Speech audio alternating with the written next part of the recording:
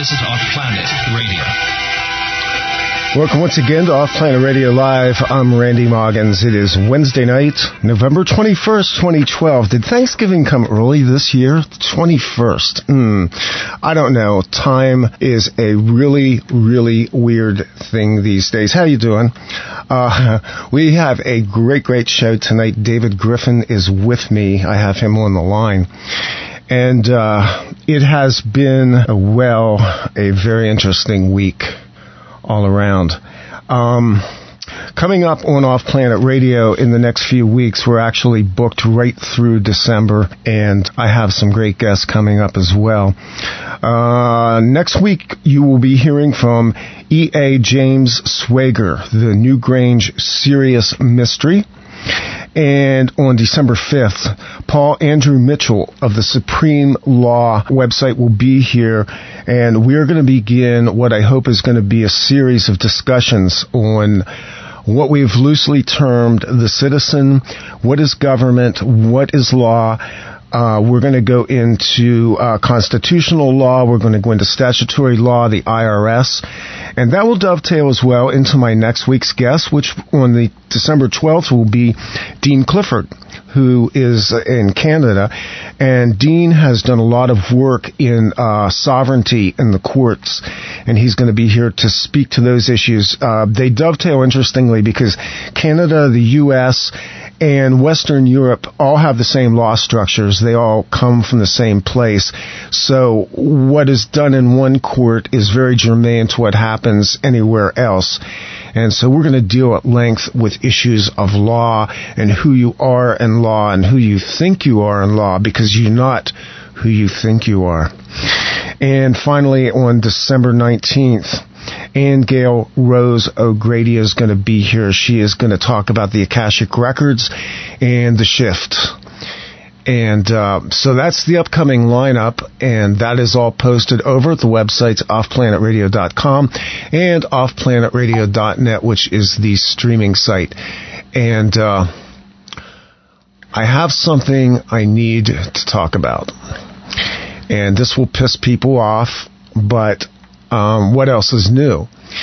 Our friend Chris Neal over at Clandestine Rage Revealed website, I need to post this link as well, put up an article this week regarding the blogger known as Former White Hat.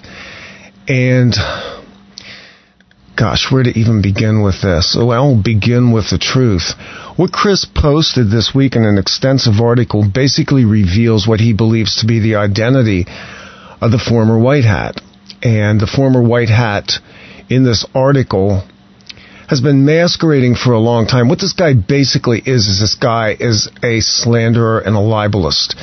And he has been shifting websites around and basically smearing a lot of people that I'm friends with, including Duncan O'Finian, Miranda Kelly, and Dave Corso, who is the owner of Wolf Spirit Radio, where we are streaming tonight. In this article, Chris Neal, and the website is clandestineragerevealed.wordpress.com, basically outs former White Hat as being Revolution Radio host Michael Hemmingson. In the article, he also connects a number of other people, including Kerry Cassidy of Project Camelot and Lauren Fenton, the promoter of the Super Soldier Summit, who has been basically working for a while now to foist upon us this so-called new generation of super soldiers, so-called MK Ultra subjects. And that would be fine, but the problem with it is that Lauren's not straight up. Michael Hemmingson has a lot of explaining to do based on the evidence that we've amassed, and there have been 4 of us working on this project. But the greatest blame of all is going to go at the door of Kerry Cassidy, because she promoted this asshole. She's been doing it ever since the guy went live. We tracked his website. We tracked when this guy went live with his former White Hat site, and we tracked Kerry's comments posting to it. Kerry Cassidy created former White Hat and the Idlewild group under which he is now posting. He has slandered and he has libeled people who are genuine, proven disclosures of the various government black op projects. And I think it's important for you out there who listen to understand this is the woman who is supposed to be one of the leading voices of the truth movement. Well, this is what Kerry Cassidy has to say about former White Hat. Here's the clip. Let me see. Someone says I'm a clone. No, I'm not a clone. But I do understand that the, what do they call him?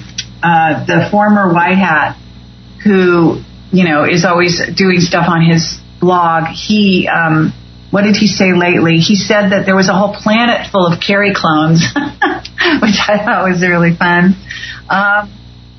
I doubt it, but whatever this guy wants to think, it's all good. I don't have a problem with the former White Hat. I actually get a kick out of his posts. I think people are crazy if they take him completely seriously, but I do think he seeds it with truth every once in a while. I, however, am not a clone. Does a clone know it's a clone?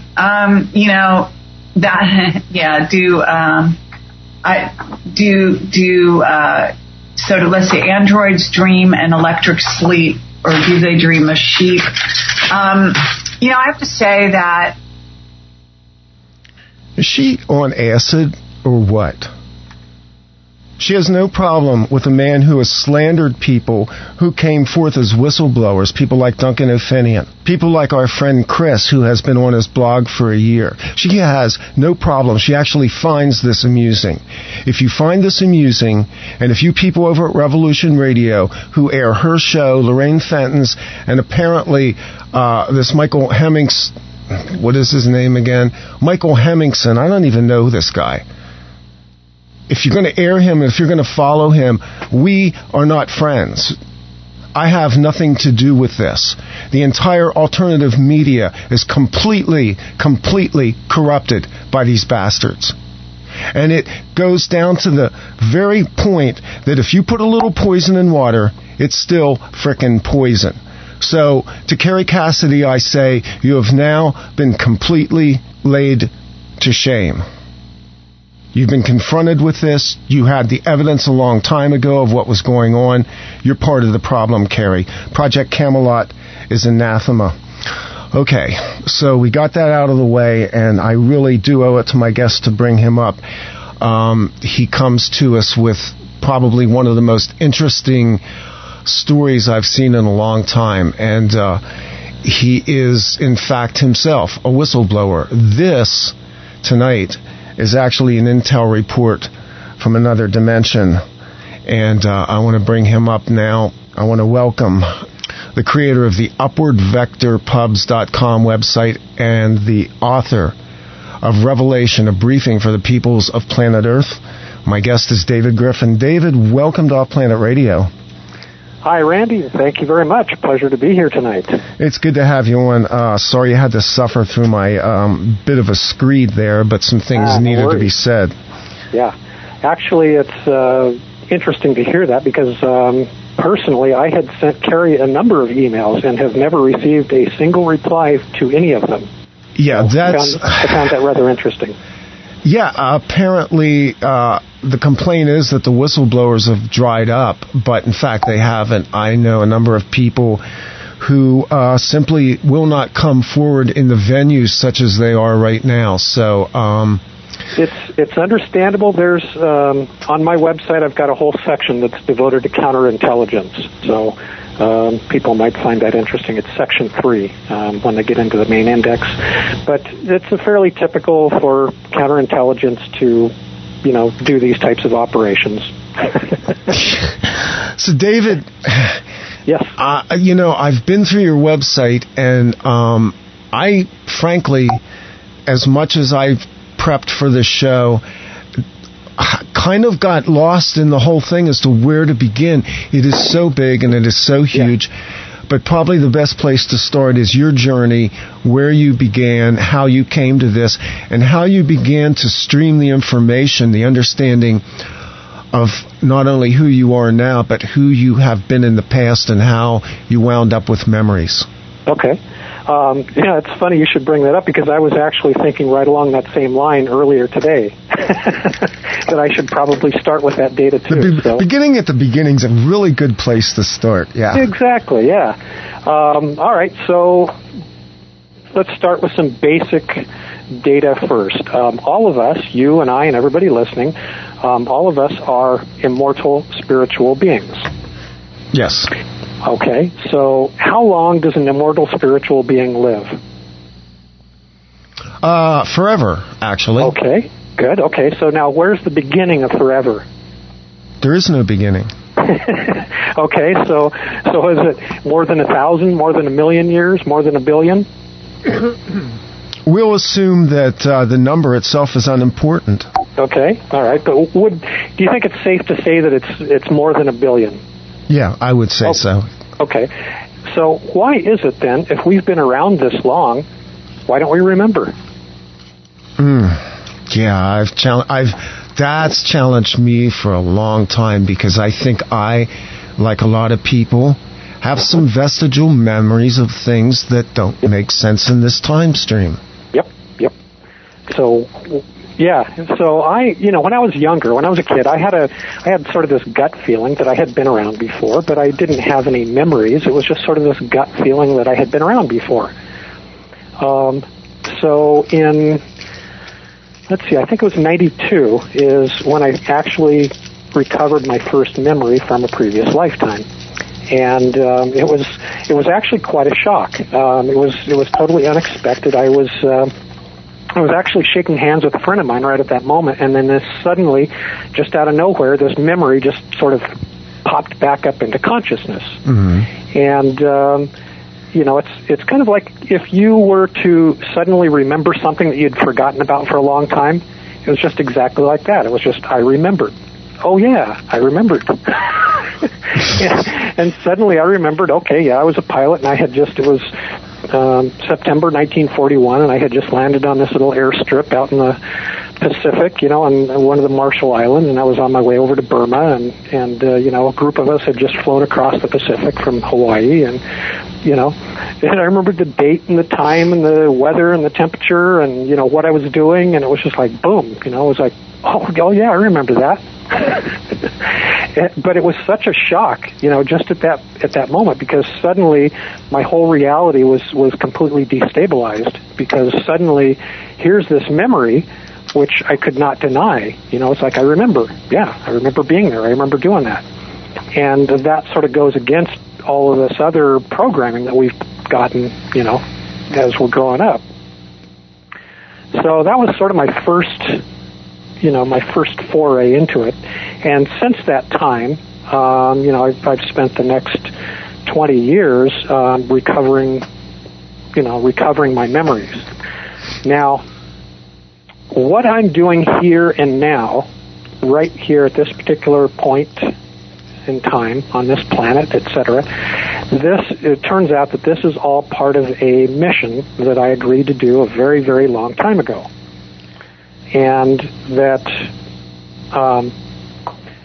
the phase of my mission for this lifetime was actually to recover my memories. That was that was what I'm supposed to be doing right here and right now. Mm-hmm. So that's what I've spent the last 20 years doing, has been working very, very hard at that. So it's been, it's been quite a challenge. There are very, very good reasons why people don't remember their previous lifetimes. They've been intentionally occluded. And this is, so it isn't part of our design, let's say. It isn't part of our basic nature to have life cycles that we don't remember. Something has screwed with that ability. Is that correct? That is absolutely correct.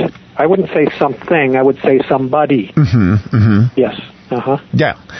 And I left that open to interpretation because that in itself is a pretty wild ride as well. Now, lest people hearing this conversation think that you're some stoner from the Northwest, you are, in fact, a person who has a professional background. You are a background in engineering. Is that correct? Yeah. Actually, most of my professional background has been sort of design engineering, manufacturing, that type of thing. I didn't really get into that because it's really not important to my mission. But yeah, that's been, to pay the bills and so forth. Yeah, most of it's been design engineering and manufacturing and that sort of stuff. So as you began to recover these memories, David, you remembered beyond that previous time flash of 1941. Was your recovery of your memories linear, or did things kind of come about in sort of a random fashion? As I do a lot of work with people who are trauma victims, subjects of mind control programs, and people who have had off-world encounters, and a lot of their memories come back in a very random sequence. Yes. That's correct. No, it has not. It does not come back in a linear progression at all. As a matter of fact, that was initially when I first started getting into that. That was one of the things that sort of puzzled me, because the very first memory that surfaced was from my last lifetime, but that was about all. Well, actually, later I got some brief flashes of flying some jets over the desert in Southern California in the late 50s, north of Edwards Air Force Base. But other than that, I couldn't recall anything at all from last lifetime, and yet I was remembering things from thousands and millions and in some cases billions of years ago. But for some reason, I couldn't remember anything from last lifetime, which was very, very odd. It actually hasn't been till very recently that I've actually been able to get into last lifetime because of some of the things that I was involved with. I was in the military, and I was in intelligence last lifetime, and I got some of that MK Ultra implanting last lifetime too. One of the things that I've noticed you talk about is implants. Now, not implants like chips that get put in our bodies here, but actually implants that are done in that phase between lifetimes. Can you talk a little bit about that? Yeah, it's basically implanting thoughts, ideas, attitudes, compulsions, fears. You can even implant false memories. It's just like the movie Total Recall, where they're talking about implanting memories. It's the same basic technology, that the U.S. and of course other people have done this as well. I'm sure the Russians and Chinese and probably lots and lots of other countries have experimented with this as well. But it's basically implanting things in the person's mind.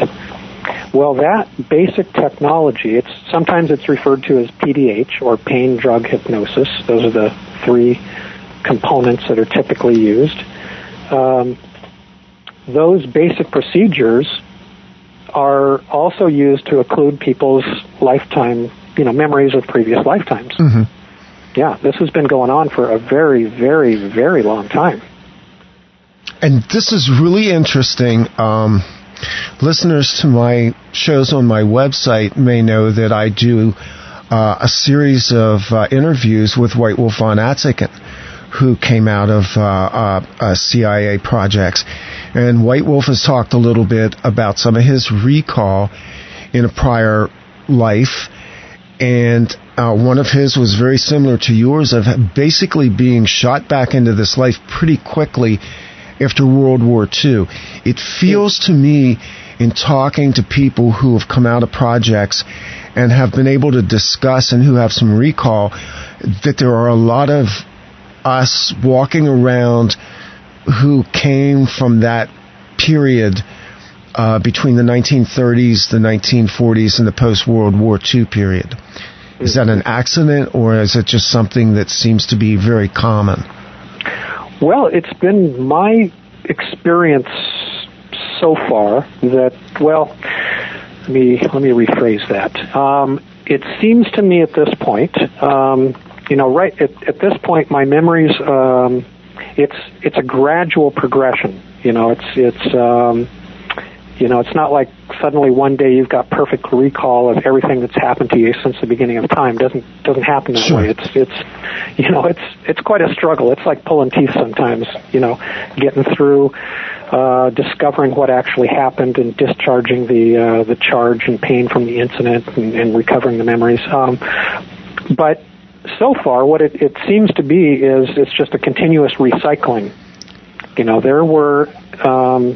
There were facilities, specially built facilities that were built for, processing beings. Let's say after they died, they were pre-programmed to report back into this facility. They go through the works and get a fresh series of forgetter implants, get shot back down. They pick up a new body, and they're oblivious and start a new lifetime and remembering nothing. Mm-hmm. And this just gets, as a matter of fact, in Tibetan mythology, that would be the wheel of life. Yeah. Right. So there isn't really what would be called a bardo. There's no real rest period between lives. Is that what you're basically saying?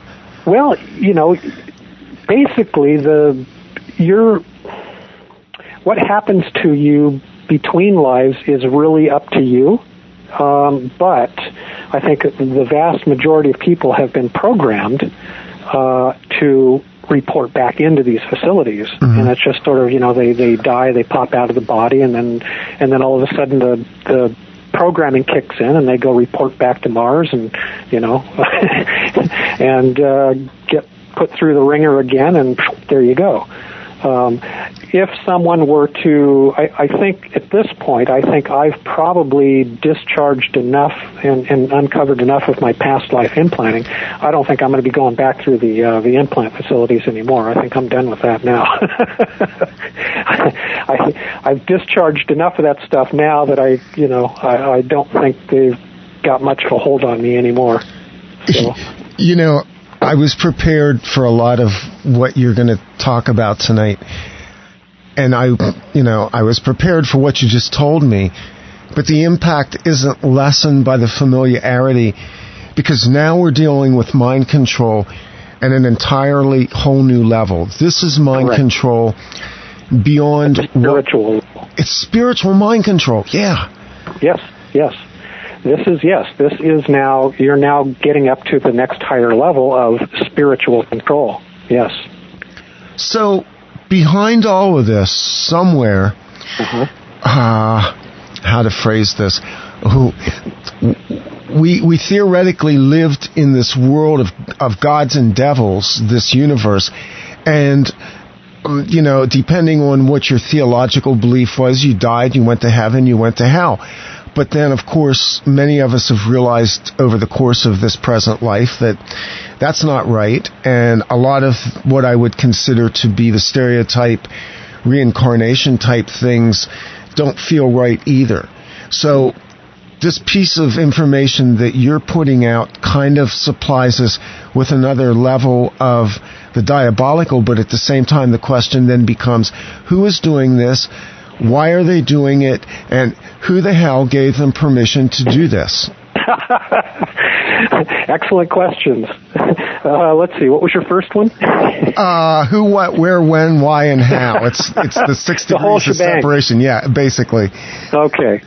Well, all right. Let me back up then to a little bit more of my background then. So the phase of my mission for this lifetime was for me to recover my memories. That's the phase that I was supposed to be doing during this lifetime. So that's what I've been very busy working on. So as it turns out, the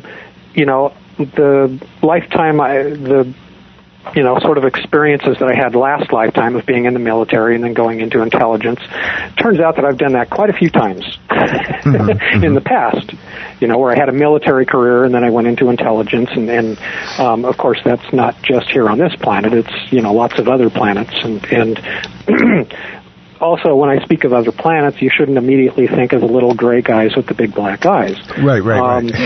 Yeah, they are around, and yeah, they're the guys that are, involved in some of the between lives implanting too. And believe me, I've had my experiences with them. just like a lot of other people.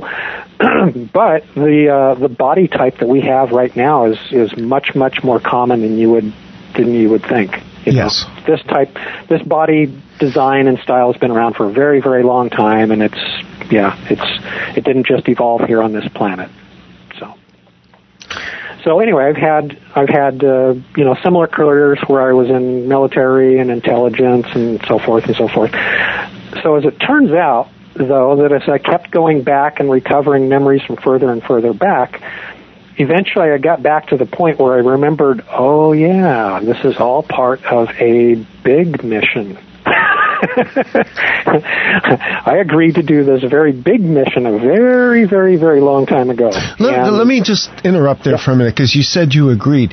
Is this a soul contract? Is this karma? How does the agreement work, David? Oh, no, nothing quite so structured or formal. No, it was just, some of us saw what was wrong and that it needed to be fixed, and so we said, okay, we need to fix this, and so I said, okay, I'll do this part, and somebody else said, I'll do this part, and that's the way it went. That was about the level of complexity of it.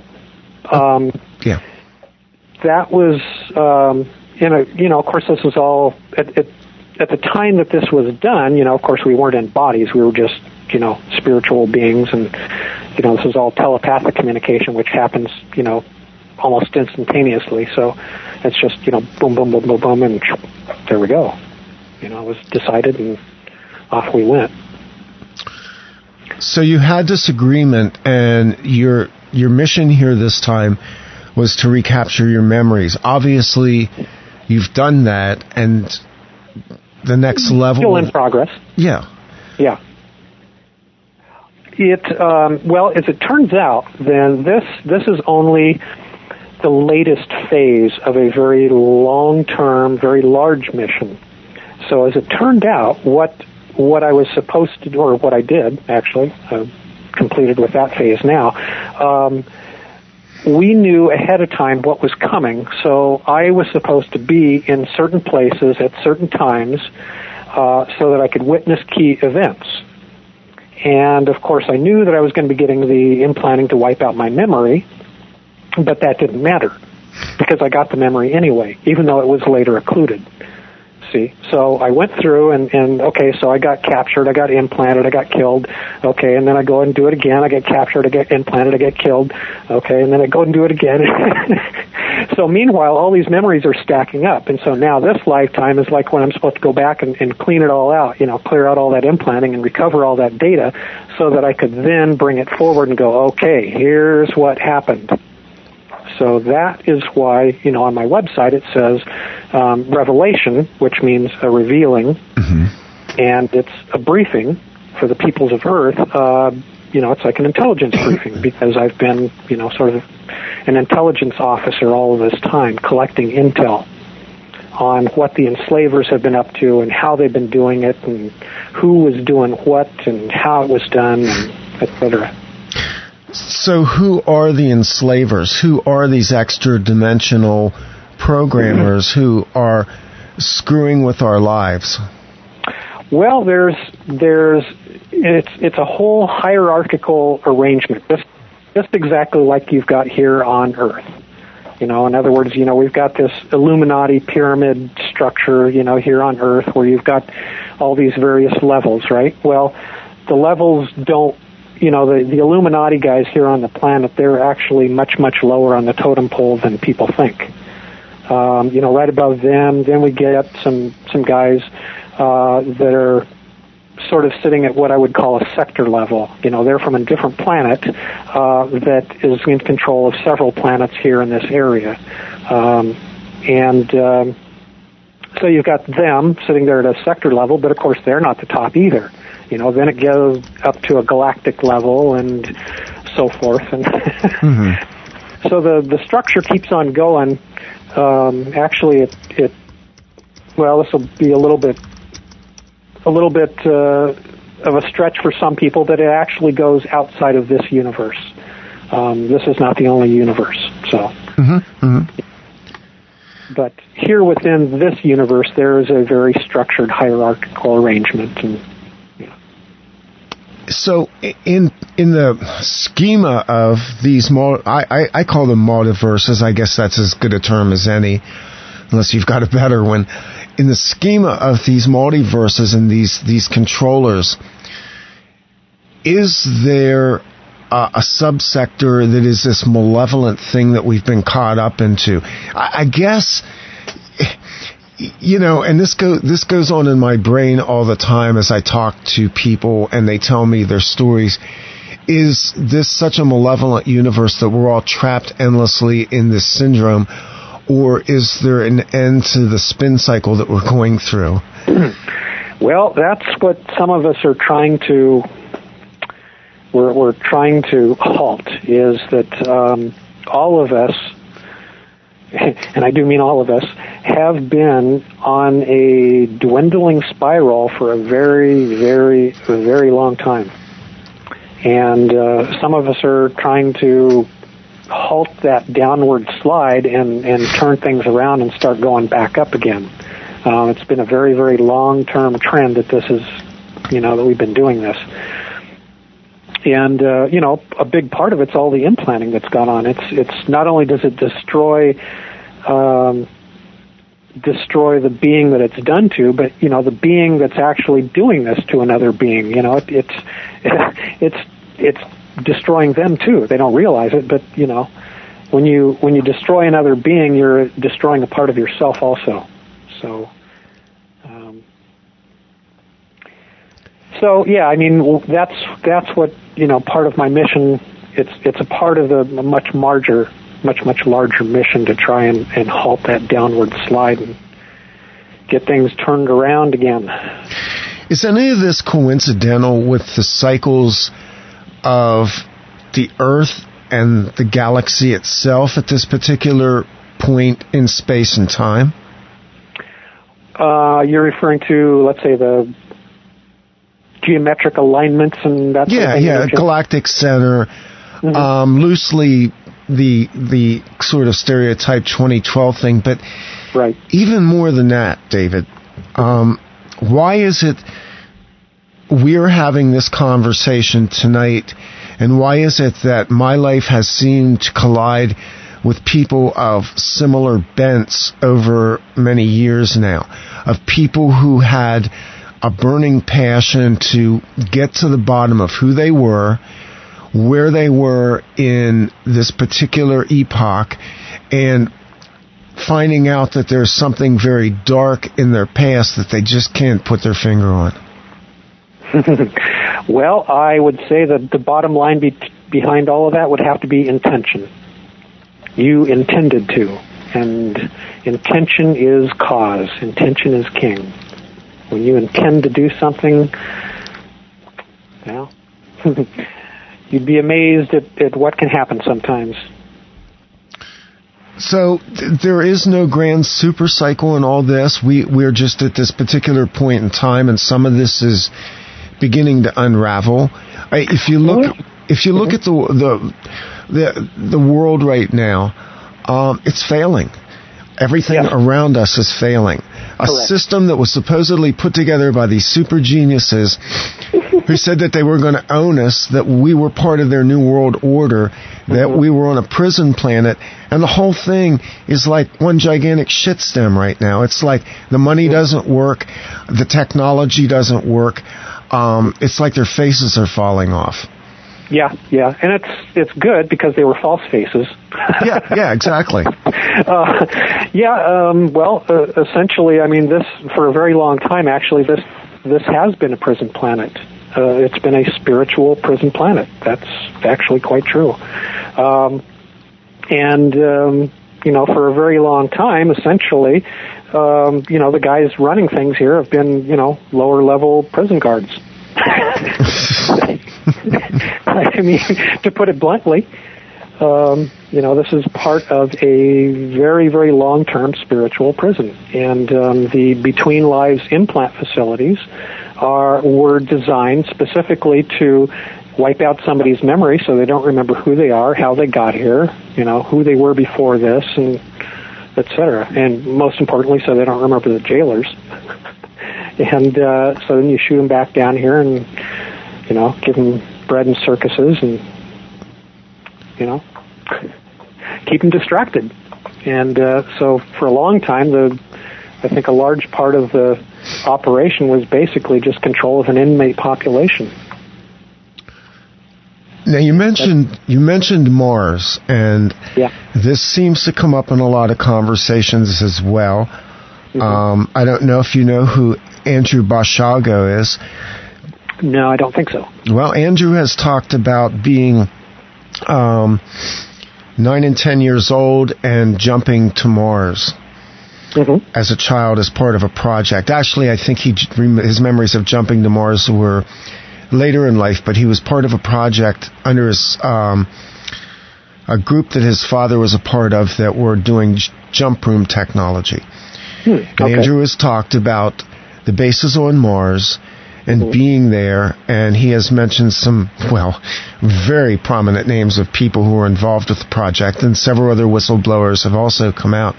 So Mars seems to appear as a prime suspect in our particular sector as one of these programming planets. Can you give us a little bit of information about that? Well, yeah, there is a very, very large facility there, primarily underground.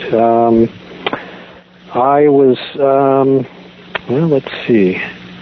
I'm just starting to between last lifetime and the early part of this lifetime, I actually got a fair amount of implanting, to sort of suppress me and occlude my memories and so forth. So it's taken me quite a while to get into that area. So I'm just now starting to uncover some of what happened very early in this lifetime and right towards the end of last lifetime. So I'll sort of leave that alone for now. The last time that I definitely recall being there was about 250 years ago. Now, several hundred years ago, I was actually living on a different planet than Earth, and I had a similar career. I was in the military, had a successful military career, and then I transferred into intelligence. And then at some point, I transferred here to Earth, and so I was here on Earth as part of their intelligence service. But I ended up getting in trouble, which I usually do, because I was kind of like us tonight. I was talking about a verboten subject. I was teaching people about past lives, and that was forbidden. And so I got in trouble for that, and at one point I got picked up and removed from the planet. And so then they put me through this, I believe they call it the exit protocol. I think that's what they refer to it as. And so first I was taken up, there was a base on the backside of the moon. I was taken up there first, and I was there for about 6 months of almost nonstop implanting. And then after they were done there, then I was taken up to Mars and put through the big facility there. And then from that point, I was transferred to, there's another base on the inside of Phobos. And as a matter of fact, the way that I got from the Mars base into Phobos was probably the same technology that you're talking about. I referred to it as a transfer platform. It was basically a platform that you would get up on, and there was like a sort of a metal cage up there, and you would get up and you'd stand on this thing, and it would transport that metal cage from one platform to the other. And so that's how you would get back and forth from the main Mars base inside of the Phobos base, because Phobos base was all, underground on the inside. So it's probably a similar technology. That's pretty close to what was described to me by Andrew Bashago. Yeah. Mm-hmm. Okay. Yeah. So that was about 250 years ago when where I recalled going through that whole exit protocol and getting all the implanting there. But that base up there on Mars, that's actually been there for a very, very, very long time. because I was actually around investigating that when it was first being built. And I managed to get on the inside when it was under construction. And that took some doing, but I did it. Yeah. I'm hoping the people that hear this, both now and in the archives, will go back and thread through some of my older shows where people were revealing a lot of information that people basically said, that's incredible. You are confirming a lot of loose threads that we've gotten from whistleblowers, people out of projects, people who have had extraterrestrial contacts as well, basically have, some confirming evidence. And that's kind of what I do. I mean, the whole role of doing this was basically, I went down a rabbit hole, and the rabbit hole never ended, and I'm still down there digging around because that's what I do. And, you get all these clues, these details. And so I don't dismiss things. I file them away. If I don't believe it, I go, okay, that's interesting, and file it. And this is the mind that people who listen to these kind of shows need to have when they're hearing this kind of information. Yep. Yeah, it just sort of goes in the bullpen. Like, okay, well, I'll just hang on to that data, and maybe it's true, maybe it's not. It'll just sit there and until I find some corroborating or refuting evidence.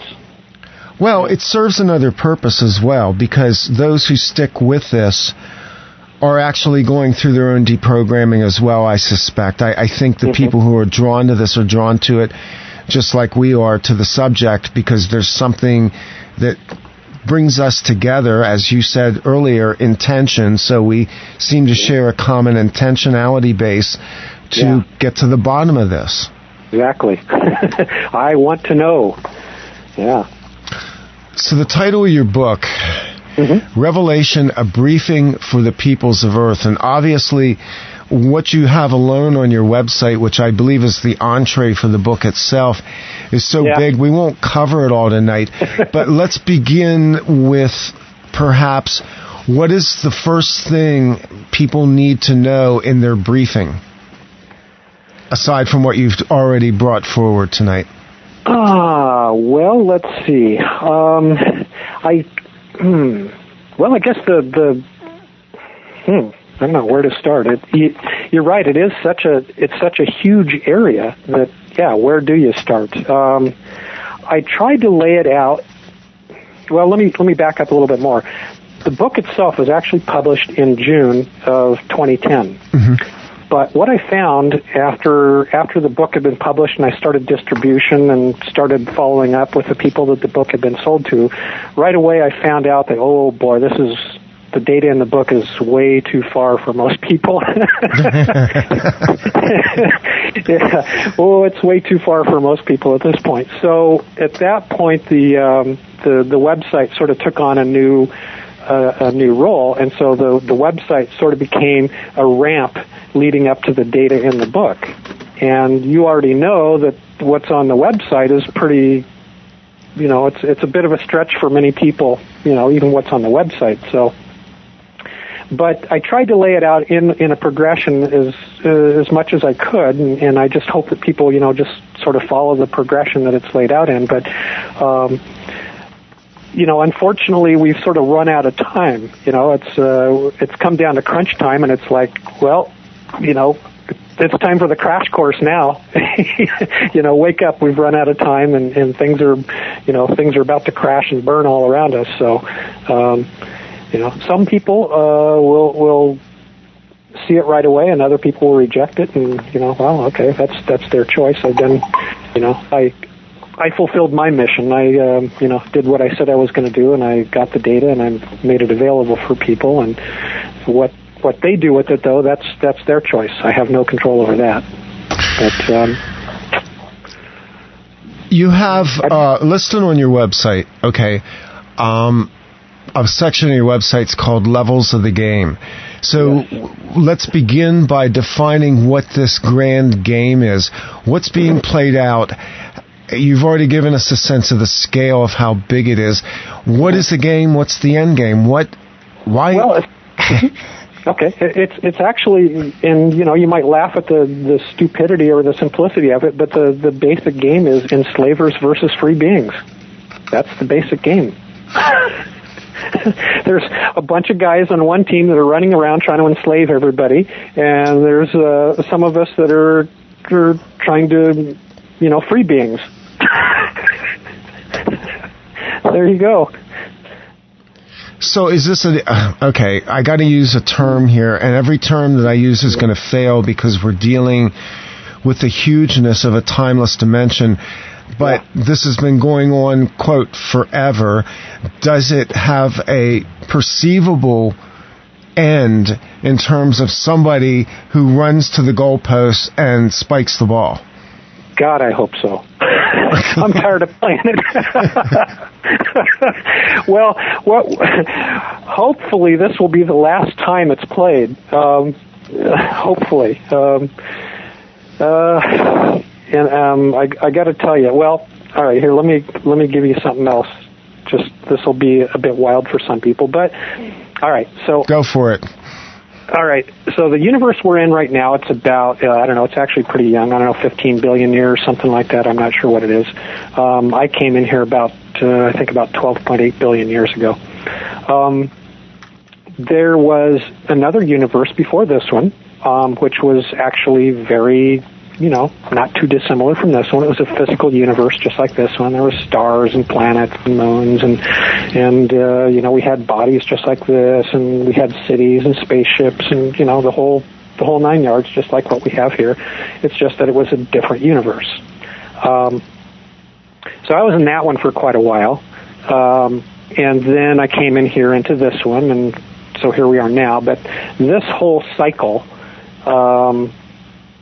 seems to me, this whole cycle, before we started Universe 1, and then I'll call this one Universe 2, before that all began, right now seems to be about 80 billion years ago.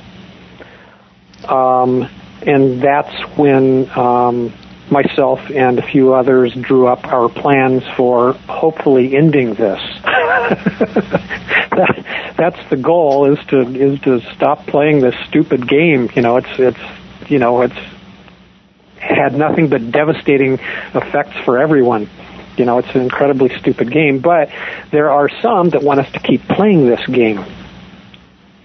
So that's the real problem. Is we won't get into them right now. I'm I'm already starting to get into that in some of my sessions, but we don't need to get into that for now. Okay, yeah. But so this current cycle that we're on seems to be about 80 billion years. All right, now here's the wild data. We've done this cycle before. Mm-hmm. Everything that we're doing right now, we've done it before. Something just flashed into my mind. Yeah. I don't know if you've seen it. Maybe some of my listeners have seen the series called Battlestar Galactica, the one that ran from 2004 to 2009. And they flash this thing on the screen that says, everything that happens has happened before, and everything that happens will happen again. And when you said that flashed up in front of my eyes, and I'm going, okay. Fiction sometimes tells us great truths masked, and I'm just having kind of a deja vu moment right now with that. Okay. Well, the first part of that is true. What has happened, what's happening now has happened before. That part's true. The second part is not necessarily true. It does not necessarily have to happen again. Right. And I think that's actually the cautionary tale that particular series is telling as well, which makes it even more interesting. Yeah. So everything doesn't have to happen again. Correct. And that's really what's behind your book and your website, because you're mapping out the agenda. Yes. Which plays on all these levels, starting with the spiritual deception. When we come into Earth, we're embedded, we're wiped, and we're dumped down on this planet. My God, this really is a malevolent universe now that I think about it. I'm having, I can be pretty, these interviews can be pretty fluid, but I'm actually having these moments right now where things are just kind of rushing into my head. So hopefully I won't sound like I'm on acid, but... No. Just go ahead, ramble all you want. No, I think this goes to the core of some very big truths, and I'm watching the chat rooms right now, and I think some people are getting it. It's kind of like, holy shit, this really is a lot bigger than we imagine. Yeah. So no the next kidding. I get that all the time too. Yeah. Yeah. So the spiritual deception you've kind of covered here on planet Earth. In this year, 2012, we have a system, and the system is composed in a way to keep us enslaved. That's very clear, I think, to even the most basic level of somebody coming to truth. I mean, I'm seeing it with man on the street now. Man on the street's like, hey, dude, this ain't working anymore. What's going on? How comes my government is messed up, and how comes my monies don't work, and how comes I don't have a job? People are asking the existential questions. So we have this system, this grid. What is the next level after the spiritual that you want to break out? Well, I don't know. I mean, I would have to say that the spiritual level would be sort of, I mean, ultimately, the spiritual level is the top level, ultimately. But of course, not quite sure how to explain that. Ultimately, the spiritual being is the cause point of everything. Ultimately. I'm not sure if I don't know, ask your question again, maybe. Okay, I'll ask differently. We sort of titled this show The Financial Enslavement of Earth and Mind Wars. And I sort of put the financial thing in there because it is the most palpable thing that people are bumping up against right now. Correct. There's almost nobody that doesn't know this at this point. Exactly, and that's why I've got that on my website. I've got that as section 1, because that's the most real to most people right now. It's like they can, they see it, they're feeling it. They know it's real, and so that gets into some of the data and who's pulling the strings and what's behind it and blah blah blah, and it sort of goes from there. Yeah. But, that's sort of the lower level of this whole control structure is, would be the financial control. There have been times on Earth when we did not have the sophisticated economic system that we have now. Depending on what historical research you read and what you believe about how we evolved as civilizations, there were various structures for economic transactions. Things as loose as even our ancient American natives who traded in a sort of currency, but it really was kind of barter. On the most basic level, it was an exchange of one value for another value. There were no central bankers, but we didn't have the ability to create this inflationary cycle. And that was true even in the United States for the most part. But I understand that we're looking at microcosms of history, that whatever's been played here and now has been played before, so there's a bigger cycle. The question now is, we're in the era of the computer and digital money, and we're nearly to the point where there's no way to assign values anymore. So there's a creation of false values that are then stolen at the expense of the most basic level, which is the everyday laborer. The everyday person who's working knows they're being stolen from. They're being stolen from by their governments, from their banks, and even the people they do business with, because basically money has no meaning anymore. Is this part of the plan? Is this how they work? Well, I think the basic underlying drive is, for the enslavers is the domination and control of others. That's like their primary driving motivation behind everything. You know, they have this burning desire to dominate and control others, to enslave others. And, you know, the method that can take is, you know, use your imagination. In this case, it's financial, but at the heart of all of this, you know, it's kind of funny when you look at it from a certain viewpoint. At the heart of all of this, you know, what's going on right now in Europe and what's going on here in the U.S., there's this one primary principle that's at the heart of all of that, and that is that you have the governments of companies or of countries are, instead of issuing their own money, they're borrowing money from a group of bankers with interest. Yeah. So every single currency note in circulation has interest attached. So it's sort of like they're renting the money. They don't own it, they're renting it. And they make payments on it continually. You know, that's when you look at the basic problem, you know, of why the debt is going up exponentially, not only here in the U.S., but in all these other European countries, because you've got a group of private bankers, and they're charging interest on the money supply of an entire nation. You know, and that's the primary thing right there that should be outlawed.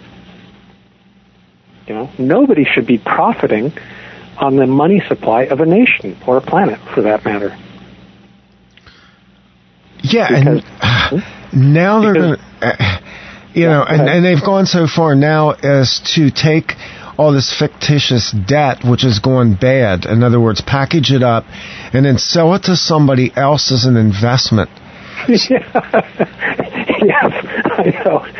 These guys are good salesmen, aren't they? They're incredible. I worked in sales. I could have never sold the best thing I had with the bare face that these guys have sold this economic system. Oh, I know it. It's amazing. Yeah. But, you know, ultimately, well, have you ever stopped to look at, okay, right now we have the U.S. is, you know, indebted up to their eyeballs. You know, what's it, I don't recall it's over 16 trillion, I think, isn't it? It becomes meaningless because you just tack zeros right. behind it.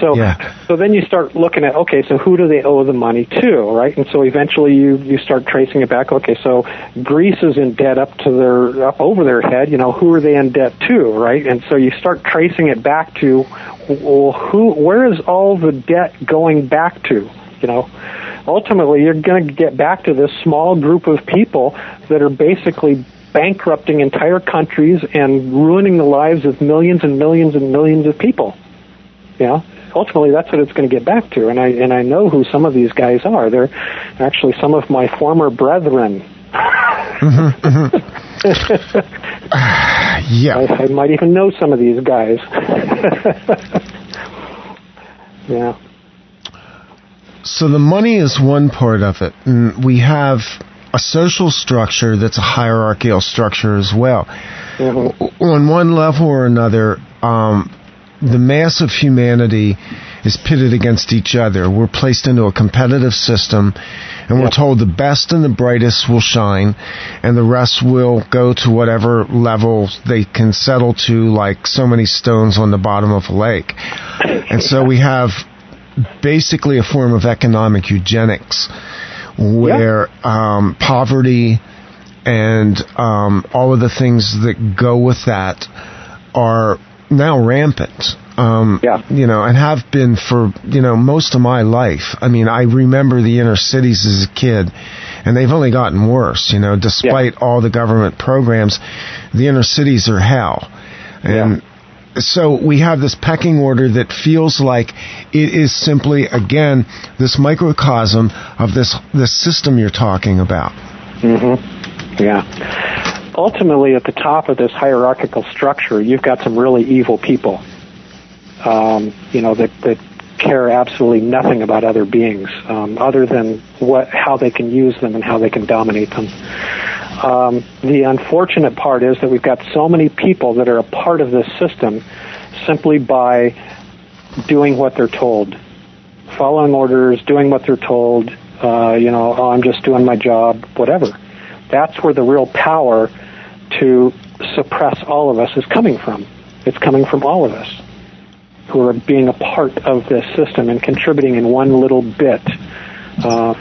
Yeah, you've got some very, very nasty, evil people that are sitting at the top issuing these destructive orders from behind the scenes, but ultimately the responsibility falls on our shoulders quite a bit too. And that's kind of an unpleasant thing to face. I know. We're going to take a break here for a few minutes, kind of give everybody a chance to rest a little bit, including me, grab a drink, and we're going to come back, and I want to take this conversation to the next level, because I want you to kind of paint us the picture of what the potential is to, I guess, turn the tables on these bastards and begin to wake up and not comply with their rules anymore. So hopefully we can do that. We're going to come back on the other side and continue what I consider to be just an incredible conversation with my guest, David Griffin. His website is upwardvectorpubs.com. The links are on the websites, and you may want to go over there, take a look at the material, and we are entertaining questions. I know I have a couple of questions in the queue right now, and we'll get to those, but think along with us tonight, because the goal of this is to make you think and to make you feel in a new way so that we can begin to change the game. We'll do all that when we come back on the other side of OffPlanet Radio Live. I'm Randy Moggins. We will be right back. This is OffPlanet Radio.